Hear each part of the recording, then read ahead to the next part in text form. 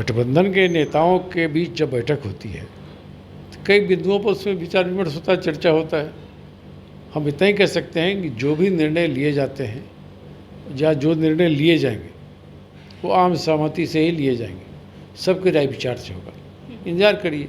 हमारा लक्ष्य किसी नेता को, किसी व्यक्ति विशेष के लिए कोई पद क्रिएट करना, किसी को नेता घोषित करना, उससे ज़्यादा लक्ष्य हमारा महत्वपूर्ण इस बात को लेकर है कि हम कैसे महंगाई और बेरोजगारी जो मोदी सरकार ने इस देश को थोपा है उससे आम जनता को कैसे निजात दिलाएं। नमस्कार, आप न्यूज फाउंडेशन देख रहे हैं। मैं हूं आपके साथ वंदना। मुंबई में एक बार फिर से इंडिया गठबंधन की बैठक होने वाली है। इसको लेकर बिहार की सियासत गर्म है। हालांकि कयास यह भी लगाया जा रहा है कि क्या बिहार के मुख्यमंत्री नीतीश कुमार संयोजक बनेंगे। इस विषय पर हमारे साथ बात करने के लिए हैं कांग्रेस के वरिष्ठ नेता, बिहार विधान परिषद के सदस्य प्रेमचंद मिश्रा।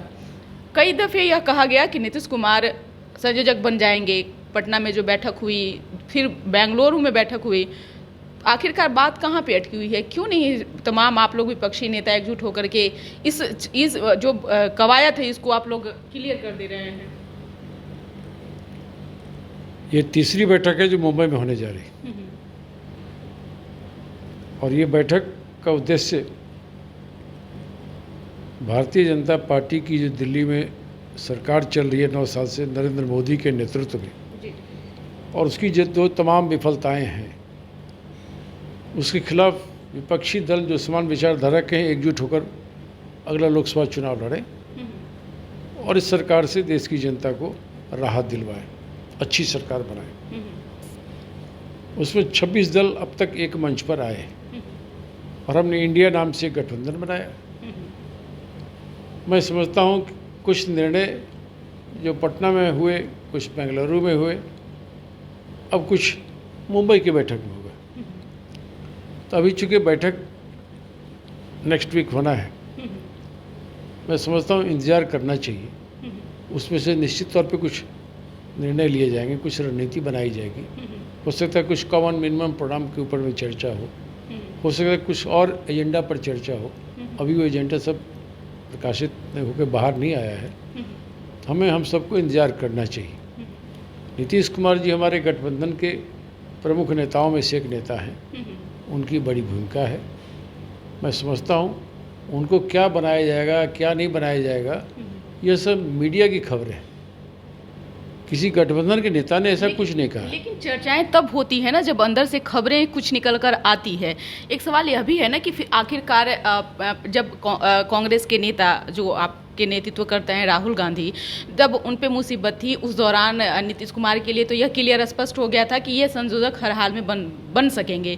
लेकिन अब तो क्लियर हो गया ना कि अब तो राहुल गांधी भी बाहर हैं, अब उन पे भी किसी तरह का कोई संकट है उम्मीदवार को लेकर के, चाहे संयोजक को लेकर के, प्रधानमंत्री के उम्मीदवार को लेकर के।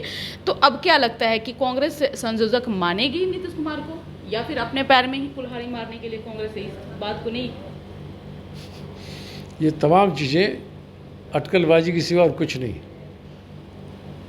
गठबंधन के नेताओं के बीच जब बैठक होती है तो कई बिंदुओं पर उसमें विचार विमर्श होता है, चर्चा होता है। हम इतना ही कह सकते हैं कि जो भी निर्णय लिए जाते हैं या जो निर्णय लिए जाएंगे वो आम सहमति से ही लिए जाएंगे, सबके राय विचार से होगा। इंतजार करिए। हमारा लक्ष्य किसी नेता को, किसी व्यक्ति विशेष के लिए कोई पद क्रिएट करना, किसी को नेता घोषित करना, उससे ज़्यादा लक्ष्य हमारा महत्वपूर्ण इस बात को लेकर है कि हम कैसे महंगाई और बेरोजगारी जो मोदी सरकार ने इस देश को थोपा है उससे आम जनता को कैसे निजात दिलाएं।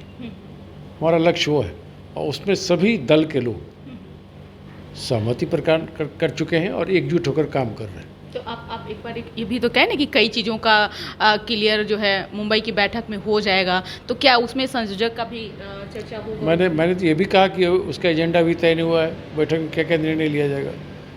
हो सकता है कॉमन मिनिमम प्रोग्राम के बारे में चर्चा हो सकता है कि कौन दल कि किस राज्य में जहाँ उनका प्रभाव है उनकी क्या भूमिका होनी चाहिए, किस दल के लोग कहाँ चुनाव लड़ेंगे, क्या स्ट्रेटजी बननी चाहिए, क्या हमारा प्रचार का तरीका होना चाहिए जो बीजेपी के दुष्प्रचार का मुंहतोड़ जवाब दे, आम जनता के बीच में हो और मजबूती से अपनी बात को रख सकें।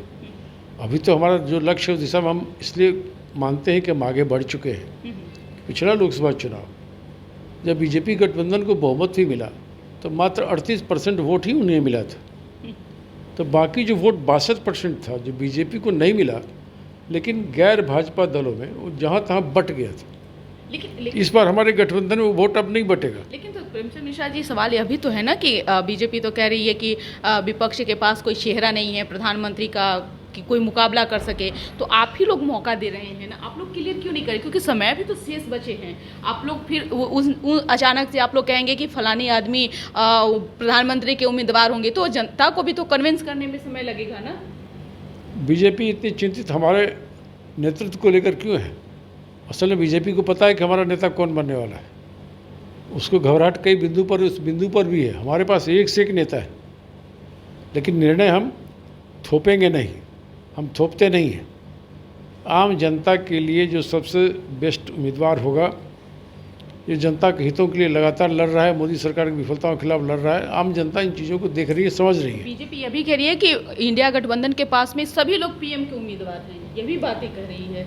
मौका आप लोगों ने ही दे रखा इस तरह के बयान देकर बीजेपी अपनी घबराहट को ही तो दिखा रही है, अंदर से कितनी भयभीत हो चुकी है वो। चूँकि बीजेपी को पता चल गया कि अब वो सत्ता में उनकी वापसी नहीं होगी, और वो जा रहे हैं, और हमारे गठबंधन के लोग सत्ता में आएंगे। आम जनता का विश्वास समर्थन तेज़ी से गैर भाजपा दलों के इस गठबंधन के प्रति बढ़ रहा है।